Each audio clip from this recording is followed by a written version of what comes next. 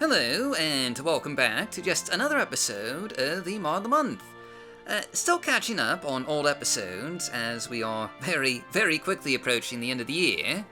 And today we're taking a look at just the best Morrowind mods of July 2021, which, for the record, was the worst month of the entire year for the community, with only 69 nice mods released. But that number does include just a number of high-profile and high-quality releases, so many that it's honestly just a little hard to pick just 3 mods of the month here. But regardless, these are, without question, some just excellent mods. So, as always, down links and timestamps are just down below. And with that out of the way, let's just begin with our mod of the month for July 2021. Which this time around is Shield Spells Reforged by Kurpulio and Merzasphor. Basically, this is a graphics replacer for just the various elemental shields that you can unlock in the vanilla game, specifically the Fire Shield, Frost Shield, and Shock Shield. In vanilla Morrowind, these different elemental shield spells were differentiated merely by a different color of, well, basically, a bubble shield. Red for fire, blue for frost, and purple for shock. It wasn't exactly very visually exciting. Now, though, these spells have just proper elemental effects. For example, with the fire shield, you'll be protected by just a wreathing encasement of flame that'll burn your opponents when they attack, with flames striking out to repel opponents. And as a counterpoint, the Frost Shield will surround you with just a cool bitter wind of dancing frost. Again, just, zapping out when your, foes strike at you in a blue beam of ice. And finally, the Shock Shield will provide your character with just a protective layer of sparkly, staticky electricity. And lightning bolts will just provide additional protection from attacks, giving you the ability to smite foes from a distance, but not really, these are mostly just for show. They don't actually do any damage, but anyway. There's options here for both first-person and third-person graphical effects, as well as MWC support and OpenMW support. And without question, this is by far just the best replacer for elemental shields just out there, and all that makes it an obvious choice for our mod of the month. But going on, our second pick for the mod of the month for July 2021 is Ascadia Manor by Lautasantenni.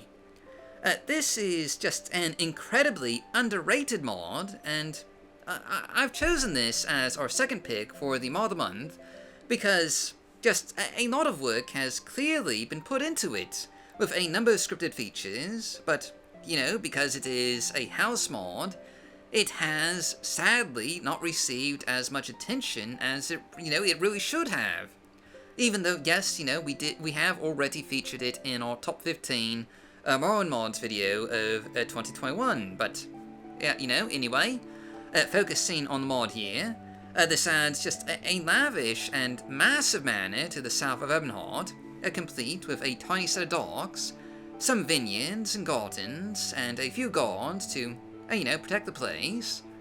Currently, the manor is kind of abandoned. The previous lord died some years earlier, and the place is available for purchase to just those with a high enough fame to claim it from Duke Drin. It'll also cost you about 20,000 gold to, buy the house initially. But once you do, you'll find just a truly exquisite abode to call your own, coming complete with just a full set of staff, including a cook, several maids, the aforementioned guards, and an estate manager named Jeeves Wooster, which I'm sure is just, not a reference to anything. Alright, I lie. It's actually a reference to the classic 90s British comedy, Keeping Up Appearances, in which Jeeves Wooster plays the role of a man trying to maintain the appearance of an upper-class way of life, while constantly having to deal with his lower-class relatives. At least, I'm pretty sure that's the reference here. I mean, what other show could it possibly be? In any event, your estate manager has just quite a bit of unique dialogue, And he also has some just suggestions for improving the estate, including hiring on some house guests to provide additional services, fixing up the bath, furnishing the display room, and just installing a variety of paintings. You can see what the display room looks like before the change here, and this is really one of the things that I think makes Ascadia Manor Mod of the Month material, because it's not just a house mod that you can buy, but one that gives you the option for further upgrading. And really, there's just not a whole lot of house mods out there that give you that option. And not to mention just the obvious talent and work that's been put into giving this manor a detailed, atmospheric, and cozy design. Speaking of, let's take a look at the manor itself, and, aside from the main entry hall, you'll find a positively grand dining room, a well-stocked and equipped kitchen, and a cozy little lounge with a roaring fireplace on the first floor here, not to mention the display room that you can obviously have furnished with display cases and mannequins, with plenty of room to just show off your relics, treasures, and other bits of loot that you've collected. Upstairs, you'll find the library, another just really quite cozy looking room, with a number of already stocked bookcases, but a few have been left empty for you to fill yourselves. And this is also where you'll find a Talvani enchanter and a wizard who can just offer a variety of magical-based services, should you, need them. There's also a study up here, and this is where you'll find the manor's treasury, as the manor does actually generate a passive income from the selling of wine, and those profits will just show up in a chest in here just every week or so. But anyway, in addition, a couple of guest bedrooms can also be found on this level, each of which is just lavishly and beautifully furnished, providing some just truly exquisite accommodations for your house guests, which again you can hire on from Jeeves downstairs. And these house guests include a merchant with 20,000 bartering gold, and a master trainer who can just train you in any of the major skills related to armor, such as heavy armor, light armor, and medium armor. Finally, at the top of your new abode, you'll of course find your own personal set of quarters, including a magical lab, with just a full set of alchemical equipment and some lovely little potted plants that, you could harvest for some additional ingredients if you need them, and a side room with some armor mannequins and storage. There's of course also a master bedroom with your own study nook and dining table, and really, I can't understate how beautiful this abode is. This is really just the best looking player home of 2021, and while it is, in a high conflict area, with a lot of other mods in this exact same spot, I do think it's really just more than worth checking out for yourself, and it is quite possibly one of the best house mods of just the past several years. All of which, of course, makes it our second pick for the Mod of the Month. But anyway, going on, finally, our third choice for the Mod of the Month for July is the Hammer of Orsinium by Terik. This is quite possibly one of the most underrated mods of 2021, and it might strike you just as a bit of a peculiar pick for the Mod of the Month, given just how many high-quality mods were released in July. But it's a mod I think is worthy of just a bit more attention than it's received, and honestly, it's one of just the most fleshed out companion mods of 2021. I mean, really, there's only been 2 really good companion mods released this year. Arvisa by Orion, which has rightly gained considerable attention, and this one, which has not. But the Hammer of Orsinium has just all the quality features of a good companion mod. It introduces a unique companion, Grogro Ingram, a fierce warrior from Orsinium who has come to Morrowind to just hunt down his rival, and having defeated him, is just unsure of what to do next in this strange and alien land.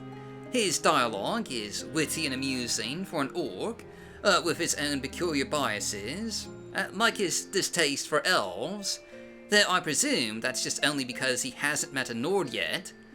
Orcs might be big, burly barbarians, but at least they're not Nords. I swear, you can't turn a corner without running into some Nord, stripping off all his clothing and just dancing in the street for seemingly no apparent reason at all. Bloody, filthy Nords, you're a menace to society! As I was saying, Grogbro Ingram has a lot of unique dialogue, and not just dialogue, but also a few quests, which you may just stumble upon just organically as you travel around Morrowind. And this involves everything from clearing out a vanilla game dungeon to doing a bit of treasure hunting, seeking a legendary orcish artifact, and of course, Grog has just all the standard fare companion features with various different escorting and combat commands, including the ability to heal himself, and naturally, companion share. Grog is, kind of meant as just a one-dimensional character, but he's really just a lot of fun to travel around with and adventure with, and if you're looking for a new companion that's more than just an empty shell lacking personality, this is an excellent mod to check out here, and certainly worthy of being listed here in our mods a month for July 2021. But anyway, that's it for today, so as always, downlinks are just down below, and real quick, before we leave off, I'd just like to thank our patrons, including Aesthetic JMac, Area 5, /SymbolMean, Billy Fighter, Quiwi, Cyprinius, Danae, Daliant, Danina, Yame Alcazo Castornau, Julian, Corridor, Langastier, Macbone, Melchior Dog, Moolord, Michael, Mr. the Josh Man, Hull Cascade, Old Navy Twidget, Operator Jack, Porcuse, Poviholo, Raven Talon, Rissaleaf, Shadowbash Wine, Shuda, Sucker Cat, Stiff Kitten, Telvani with 1,000 nicknames, Two-Timing Trauma Root, and Xero Fox. If you'd like to join them, check out our rewards, including early access, behind-the-scenes content, and access to polls to, just decide what kind of content we showcase. Visit our Patreon page at patreon.com/MorrowindModding. Thanks for watching, and as always, stay safe, stay healthy, happy modding, and I'll see you all next time.